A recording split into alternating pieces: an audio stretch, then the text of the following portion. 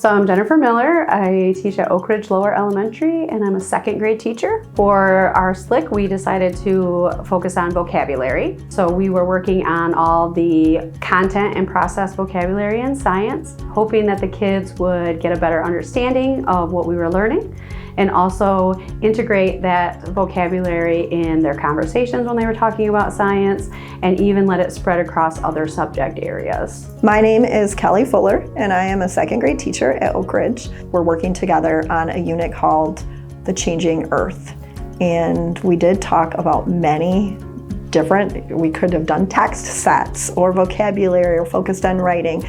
We ended up ultimately deciding to focus on vocabulary just because of all of the language and vocabulary in the unit. The biggest shift for me in teaching vocabulary with this unit was allowing the kids to experience first and then naming the terms afterwards. One of the things that we did was an experiment that was an erosion experiment. So the kids had sand trays and they ran water down, and you know, the one that was not raised very far just kind of trickled down, and it wasn't, but the one that was way up, you know, they put the water out and the water was just running and the dirt was moving, and it ended up kind of creating a landslide.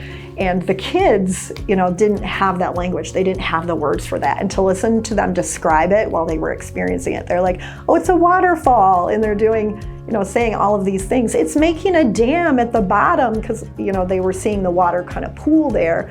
You could tell from the beginning that the students had very little understanding of how the earth's changed, which is what, over time, which is what we were working on. And at the end, the vocabulary and the words they were using to describe those changes was quite amazing. And you can hear them using those vocabulary words in other places and times too, or they will be able to say, oh, that's erosion, you know, like at some random time when something comes up. As well as I hear them picking up vocabulary words in other subjects as well, and then using those words throughout their discussions. After I finished this unit, so I was completely done with the unit and we had moved on, we were reading a book about a monarch butterfly, and in the story, the butterfly is flying to Mexico, right? And I turned the page and there was a picture and one of my kids just shouted, oh, it's a canyon, you know, and I was like, right? It wasn't what the book was about. We were done with that unit. It was all done. And the kid was just so excited that he's seeing a picture of something he learned about. And so then giving them the language after the experience was new for me, but it was, I think, powerful for them.